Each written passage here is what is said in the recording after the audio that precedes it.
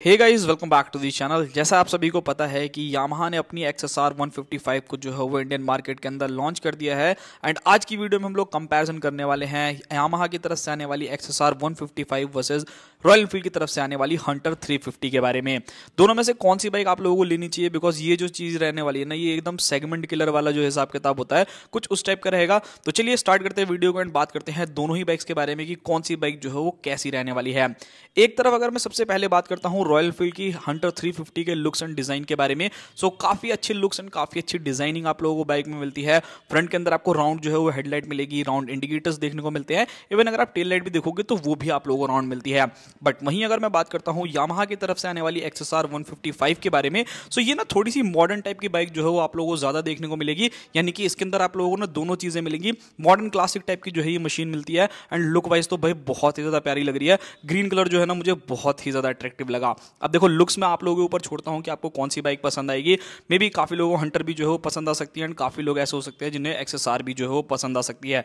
But अगर मुझे personally पूछोगे तो मुझे लगता है कि मैं XSR की तरफ जाना जो है वो ज्यादा प्रेफर करूंगा। मतलब बहुत ही ज्यादा अट्रैक्टिव लुक लग रही है यार भाई, ऑब्वियसली। अब बात करते हैं दोनों ही बाइक्स के अंदर आने वाले इंजन के बारे में। सो यहां पर अगर आप चीजें देखोगे तो बहुत ही ज्यादा अलग हो जाती हैं। एक तरफ आपको 350 सीसी का इंजन देखने को मिल रहा है एंड एक तरफ अगर आप देखोगे तो 155 सीसी, मतलब 150 सीसी मान के चलो। सो लगभग 200 सीसी का जो है यहाँ पर आपको डिफरेंस देखने को मिलेगा। तो सबसे पहली चीज कंपैरिजन नहीं करोगे, बट हाँ भाई काफी लोग जो है वो करने वाले हैं। बिकॉज यहाँ पर अगर आप प्राइसिंग देखोगे ना तो वो काफी हद तक आसपास में जो है वो आप लोगों को मिल जाती है। जहां पर आप लोगों की हंटर 350 है 349 सीसी का single cylinder air cool engine आप लोगों को ऑफर करती है, जहां पर आपको FI जो है वो देखने को मिलेगा। एंड यहां पर अगर पावर फिगर्स के बारे में बात की जाए तो 20.2 bhp तक का maximum power and 27 newton metre का टॉर्क देखने को मिलेगा with a 5 speed gear box.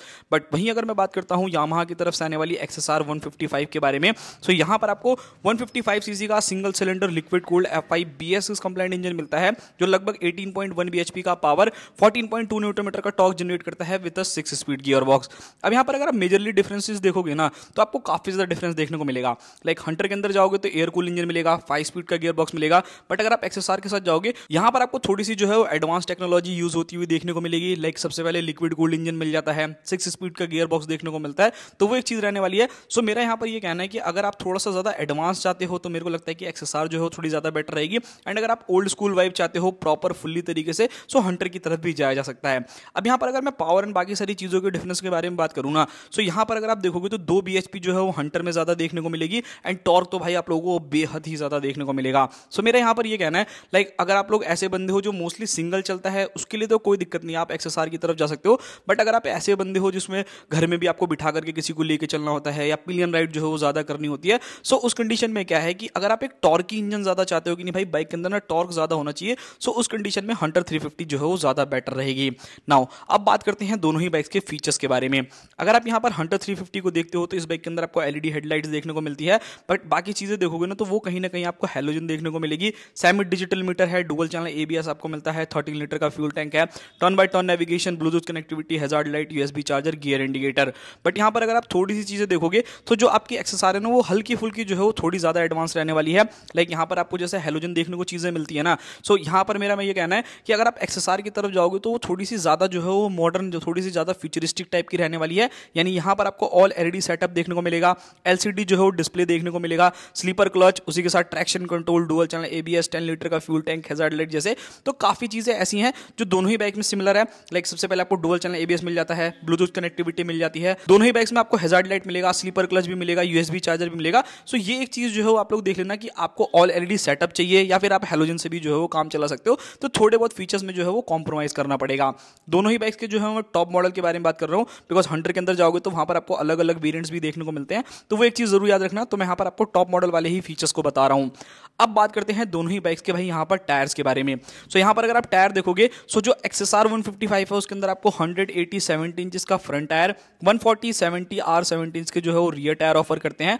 But वहीं अगर आप हंटर में जाओगे ना तो हंटर के अंदर क्या है कि आपको फ्रंट वाला जो टायर है वो थोड़ा सा ज्यादा बड़ा मिलता है। तो कहीं ना कहीं ग्रिप वाइज अगर आप देखोगे ना तो आपको हंटर का जो है वो टायर थोड़ा सा ज्यादा बेटर लगने वाला है, बिकॉज यहां पर आपको 110 70 इंच के फ्रंट टायर 140/70 इंच के रियर टायर आप लोगों को ऑफर हो जाते हैं। सो देखो दोनों की ग्रिप्स के बारे में बात करूँ ना तो वहां पर आपको कोई कॉम्प्रोमाइज नहीं करना पड़ेगा, काफी अच्छा जो है वो ग्रिप आप लोगों को मिलती है। सो वो एक चीज जो है वो काफी ज्यादा प्लस पॉइंट रहने वाली है। अब बात करते हैं ब्रेकिंग के बारे में। सो यहाँ पर अगर आप XSR 155 को देखोगे तो इस बाइक के अंदर आपको 282 mm की फ्रंट डिस्क देखने को मिलती है एंड रियर में अगर आप लोग जाते हो सो 220 mm की डिस्क ब्रेक देखने को मिलती है। सो देखो यामाहा की फ्रंट की ब्रेकिंग काफी अच्छी है, बट रियर की ब्रेकिंग से ना कहीं लोगों को थोड़ा बहुत जो है शिकायत रहती है, बट ठीक है इसके हिसाब से बेटर रहने वाली है। बट अगर आप हंटर से कंपेयर कर रहे हो ना तो एनी टाइम एनी डे के टायर जो थोड़े से ज्यादा बेटर है एंड उसी के साथ ब्रेकिंग और ज्यादा बेटर रहने वाली है। बिकॉज यहाँ पर आपको 300 mm की फ्रंट डिस्क एंड 270 mm की जो है वो रियर डिस्क मिलती है। मतलब रियर में आपको 50 mm बड़ी डिस्क ब्रेक देखने को मिलने वाली है हंटर के अंदर। एंड अगर आप फ्रंट में देखोगे तो यहाँ पे भी ऑलमोस्ट मान करके चल सकते हो कि कम से कम आप लोगों को 18 mm जो है वो ज्यादा देखने को मिलता है, जो कहीं ना कहीं भाई आप लोगों को प्लस पॉइंट बनाता है। हंटर की ब्रेकिंग जो है वो ज्यादा बेटर रहने वाली है अगर आप XSR के कंपैरिजन में करोगे तो ये एक चीज जरूर ध्यान में रखना। अगर आपको ब्रेकिंग और थोड़ा सा टायर का फीडबैक ज्यादा बेटर चाहिए तो आप लोग जो है वो हंटर की तरफ जा सकते हो। अब देखो मैं यहाँ पर आपको पहले बता दूं, ऐसा नहीं है कि भाई XSR की बेकार है, उसकी भी अच्छी है, बट आपको थोड़ा सा ज्यादा बेटर चाहिए तो उस कंडीशन में मुझे लगता है कि हंटर जो है वो ज्यादा बेटर रहने वाली है। अब बात करते हैं दोनों ही बाइक्स के अंदर आने वाले सस्पेंशन के बारे में। हंटर 350 के अंदर आपको टेलीस्कोपिक सस्पेंशन फ्रंट में एंड ट्विन शॉक एब्जॉर्बर जो है वो रियर में मिलते हैं। अब आपको पता होगा कि इससे पहले जो वेरिएंट्स आया करते थे तो काफी लोग कस्टमर्स की शिकायत थी कि जो उसका रियर वाला सस्पेंशन है वो उतना ज्यादा अच्छा काम नहीं करता। सो यहाँ पर क्या चीज है कि भाई यहाँ पर थोड़े से झटके जो है वो आपको ज्यादा महसूस होने वाले हैं। वहीं अगर आप XSR को लेते हो सो वहां पर आपको USD suspension and monoshock absorber मिलता है। सो वहां पर हल्का फुल्का कंफर्ट जो है वो हंटर से थोड़ा सा ज्यादा बेटर मिलेगा। बात करते हैं दोनों ही बाइक की सीट्स के बारे में, तो दोनों ही बाइक की सीट जो है वो काफी ज्यादा चौड़ी चौड़ी है, काफी ज्यादा बेटर जो है वो हो गई है। बट यहाँ पर पिलियन कंफर्ट देखोगे ना तो मुझे लगता है कि XSR की सीट जो है थोड़ी सी ज्यादा बेटर रहने वाली है हंटर के कंपैरिजन में। तो ये एक चीज देख लेना।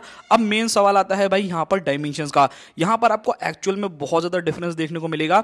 एक तरफ जो आपकी हंटर 350 रहने वाली है लगभग 181 किलो जो है वो वेट करने वाली है, वहीं अगर आप अदर हैंड देखते हो तो जो आपकी XSR 155 वो सिर्फ 137 kg का अराउंड वेट करती है। अब यहाँ पर अगर आप दोनों में डिफरेंस निकालोगे ना भाई तो लगभग आपको 44 kg का डिफरेंस मिलेगा। मतलब 44 किलो का डिफरेंस जो है वो अच्छा खासा डिफरेंस होता है। अगर आपको एक ऐसी मशीन चाहिए जिसके अंदर आपको जो है वो लाइट वेट में जो है वो मशीन हो, जिसको आप लोग जो है वो डेली लाइफ में चला सको, जिगजैग करके निकालना चाहो, सो वो सारी चीजें कर लो, मतलब थोड़ा ज्यादा इजी रहे। सो उस कंडीशन में ऑब्वियसली XSR जो है वो एक ज्यादा बेटर ऑप्शन रहने वाली है। बट अगर आप लोग ऐसे बंदे हो कि नहीं भाई मेरे को भारी बाइक भी चल जाएगी, ऐसा कोई दिक्कत वाली बात नहीं है, सो वहां पर हंटर भी आप लोगों के लिए कोई दिक्कत जो है वो नहीं फेस करने वाली है। दोनों ही बाइक की अगर आप सीट हाइट देखोगे, सो अगर आप एक शॉर्ट राइडर हो तो मुझे लगता है कि जो आप लोगों की हंटर 350 है वो थोड़ी ज्यादा बेटर रहेगी, बिकॉज इसकी जो सीट हाइट है वो आप लोगों को 790 mm के आसपास मिलेगी एंड XSR को देखोगे तो 810 mm। सो लगभग 20 mm का जो है वो आपको डिफरेंस देखने को मिलने वाला है, तो वो एक चीज है। अब बात करते हैं दोनों ही बाइक की वाइब्रेशन एंड हीटिंग इश्यू के बारे में। तो देखो भाई आपकी जो यामाहा का इंजन है ना 155cc आपने चलाया होगा, कुछ खास हीटिंग नहीं है, कुछ खास वाइब्रेशन नहीं है। हाई आरपीएम पे लेके जाओगे तब थोड़ी बहुत वाइब्रेशन आती है, बट अगर आप हंटर को चलाते हो तो उसके अंदर एक्चुअल में आपको हीटिंग भी पता चलेगी एंड हल्की फुल्की वाइब्रेशन जो है यामाहा के कंपैरिजन में आपको ज्यादा मिलने वाली है। अब बात करते हैं दोनों में से कौन सी बाइक लेनी चाहिए एंड प्राइसिंग के बारे में। तो देखो प्राइसिंग अगर आप लोग देखोगे तो हंटर के अंदर आपको 3 वेरिएंट्स देखने को मिलते हैं। एक आपका बेस मॉडल है, एक मिड मॉडल है एंड एक टॉप मॉडल है। सो टॉप मॉडल का अगर आप एक्चुअल प्राइस देखोगे तो समथिंग अराउंड 1,67,000 मतलब 1,70,000 रुपए तक मान करके चलो। एंड वहीं अगर मैं XSR के बारे में बात करूं तो ये सिर्फ और सिर्फ 1,50,000 रुपए में आप लोगों को मिल रही है। तो दोनों में अगर आप डिफरेंस देखोगे ना तो लगभग आप लोग मान करके चलो कि 20,000 रुपए तक का डिफरेंस जो है वो आप लोगों को ऑब्वियसली देखने को मिलेगा। मतलब 17-18,000 रुपए का जो है वो एक्चुअल में आप लोगों को डिफरेंस जो है वो फील होने वाला है। तो अगर आप लोगों को एक ऐसी मशीन चाहिए जिसके अंदर आप लोगों को जो है वो भाई थोड़ा सा टॉर्की जो है इंजन ज्यादा हो, आपको थोड़ा ज्यादा अच्छा ब्रेकिंग चाहिए, आप लोगों को जो है रॉयल एनफील्ड की बाइक चाहिए, बाइक का एग्जॉस्ट नोट जो है वो ज्यादा बेटर चाहिए, सो उस कंडीशन में हंटर 350 जो है वो थोड़ी सी ज्यादा बेटर है। बट माइलेज में याद रखना भाई यहाँ पर माइलेज जो है थोड़ा सा कम रहेगा। 13 लीटर का फ्यूल टैंक आप लोगों को हंटर में मिलने वाला है, बट अगर आप XSR में जाओगे तो वहां पर आपको 10 लीटर का फ्यूल टैंक मिलेगा, बट वहां पर माइलेज जो है वो ज्यादा रहने वाली है। सो यहाँ पर मेरा ये कहना है XSR उन लोगों के लिए जिनको लाइट वेट मशीन चाहिए, आप लोगों को रिलायबल इंजन चाहिए, आप लोगों को सीट कंफर्ट जो है थोड़ा सा ज्यादा बेटर चाहिए, एंड आप लोग चाहते हो ना कि आपकी बाइक क्लासिक तो हो बट मॉडर्न फीचर्स के साथ हो एंड थोड़ा ज्यादा अच्छी जो है लुक ऑफर करे, सो उस कंडीशन में XSR की तरफ जा सकते हो। ये था पूरा का पूरा वीडियो। आई होप आप लोगों को वीडियो पसंद आया होगा। आप दोनों बाइक में से कौन सी बाइक को लेना पसंद करोगे आप मुझे कमेंट बॉक्स में बताना। मिलते हैं किसी और नेक्स्ट वीडियो में।